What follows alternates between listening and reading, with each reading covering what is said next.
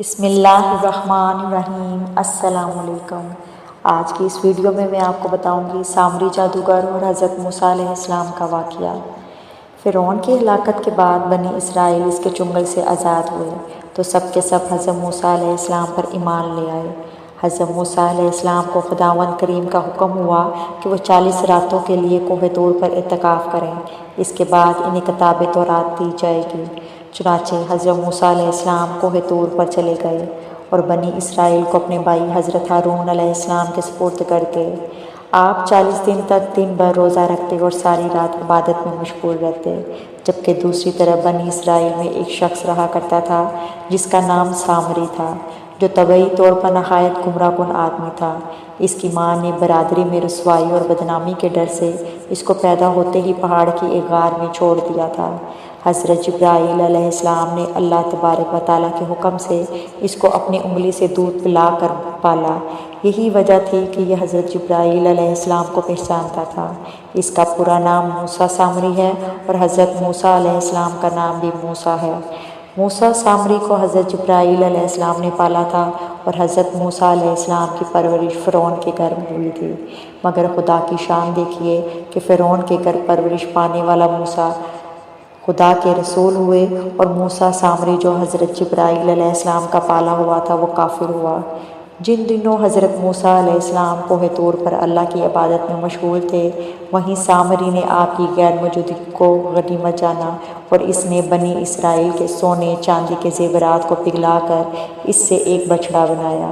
پھر حضرت جبرائیل علیہ السلام کے گھوڑے کے قدموں کی خاک جو اس کے پاس محفوظ تھی، اس نے وہ خاک بچھڑے کے منہ میں ڈال دی تو وہ بچھڑا بولنے لگا۔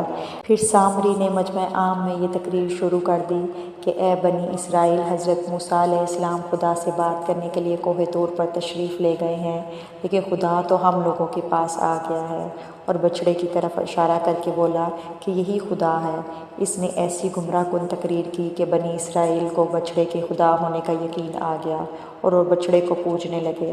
بیان کیا جاتا ہے کہ اس وقت 12,000 آدمیوں کے سوا ساری قوم نے چاندی سونے کے بچھڑے کو بولتا دیکھ کر اس کو خدا مان لیا اور اس کے آگے سر مسجود ہو کر اس بچھڑے کو پوجنے لگے۔ چنانچہ سورۃ الاعراف آیت نمبر 148 میں اللہ تعالیٰ ارشاد فرمایا، اور موسیٰ کے پیچھے اس کی قوم نے اپنے زیورات سے ایک بے جان بچھڑے کو معبود بنا لیا جس کی گائے جیسی آواز تھی۔ کیا انہوں نے یہ نہیں دیکھا کہ وہ بچڑا ان سے نہ کلام کرتا ہے اور نہ انہیں کوئی ہدایت دیتا ہے؟ انہوں نے اسے معبود بنا لیا اور وہ ظالم تھے۔ جب 40 دنوں کے بعد حضرت موسیٰ علیہ السلام خدائے عز و جل سے ہم کلام ہو کر اور تورات شریف ساتھ لے کر بستی میں تشریف لائے اور قوم کو بچڑا پوجتے ہوئے دیکھا تو آپ پر بے حد غضب اور جلال طاری ہو گیا۔ آپ نے وہ جوش غضب میں اپنے بھائی حضرت ہارون علیہ السلام کو ڈانٹا اور فرمانے لگے کہ کیوں تم نے ان لوگوں کو اس کام سے نہیں روکا؟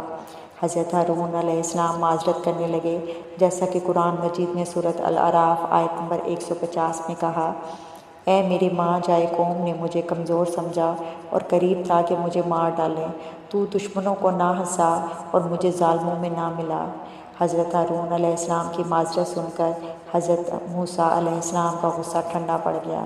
اس کے بعد آپ نے اپنے بھائی حضرت ہارون علیہ السلام کے لیے رحمت اور مغفرت کی دعا فرمائی۔ پھر آپ نے اس بچڑے کو توڑ پھوڑ کر اور جلا کر اس کو ریزہ ریزہ کر کے دریا میں بہا دیا۔ پھر اللہ تعالیٰ کا یہ حکم نازل ہوا کہ جن لوگوں نے بچڑے کی پرستش نہیں کی ہے وہ لوگ بچڑا پوجنے والوں کو قتل کریں۔ اس کے بعد حضرت موسیٰ علیہ السلام نے چن چن کر اچھے 70 آدمیوں کو ساتھ لیا اور کوہ طور پر تشریف لے گئے۔ جب لوگ کوہ طور پر طلب معذرت اور استغفار کرنے لگے تو اللہ تعالیٰ کی طرف سے آواز آئی کہ اے بنی اسرائیل، میں ہی ہوں، میرے سوا تمہارا کوئی معبود نہیں۔ میں نے ہی تم لوگوں کو فرعون کے ظلم سے نجات دے کر تم لوگوں کو فرعون کے ظلم سے بچایا ہے، لہٰذا تم لوگ فقط میری ہی عبادت کرو اور میرے سوا کسی کو مت پوجو۔ اللہ تعالیٰ کا یہ کلام سن کر یہ 70 آدمی یک زبان ہو کر کہنے لگے کہ اے موسیٰ علیہ السلام، ہم ہرگز آپ کی بات نہیں مانیں گے جب تک ہم اللہ تعالیٰ کو اپنے سامنے نہ دیکھ لیں۔ یہ 70 آدمی اپنی ضد پر بالکل اڑ گئے کہ ہم کو خدا کا دیدار کروائیں ورنہ ہم نہیں مانیں گے۔ حضرت موسیٰ علیہ السلام نے ان لوگوں کو بہت سمجھایا مگر وہ اپنے مطالبے پر اڑے رہے۔ پھر اللہ تعالیٰ نے اپنے غضب و جلال کا اظہار اس طرح فرمایا کہ ایک فرشتہ آیا اور اس نے ایک ایسی خوفناک چیخ ماری کہ خوف و دہشت سے ان لوگوں کے دل پھٹ گئے اور یہ 70 آدمی مر گئے۔ پھر حضرت موسیٰ علیہ السلام نے خداوند عالم سے دوبارہ ان لوگوں کے لیے زندہ ہو جانے کی دعا مانگی تو ان کی دعا قبول ہوئی اور یہ زندہ ہو گئے۔ جب یہ زندہ ہوئے تو انہوں نے حضرت موسیٰ علیہ السلام سے کہا کہ ہم توبہ کرتے ہیں اور معافی مانگتے ہیں کہ دوبارہ کبھی ہم ان بتوں کی پوجا نہیں کریں گے بلکہ ایک خدا پر ایمان لاتے ہیں جو کہ ہمیں زندگی اور موت دینے والا ہے۔ اس طرح وہ سب لوگ ایک اللہ پر ایمان لے آئے اور حضرت موسیٰ کو انہوں نے اللہ کا نبی مان لیا۔ امید ہے کہ آج کا واقعہ اور معلومات آپ کو پسند آئے ہوں گے۔ مزید ایسی معلومات اور واقعات کے لیے میری ویڈیوز کو دیکھتے رہیے۔ جزاک اللہ خیر۔ اللہ حافظ۔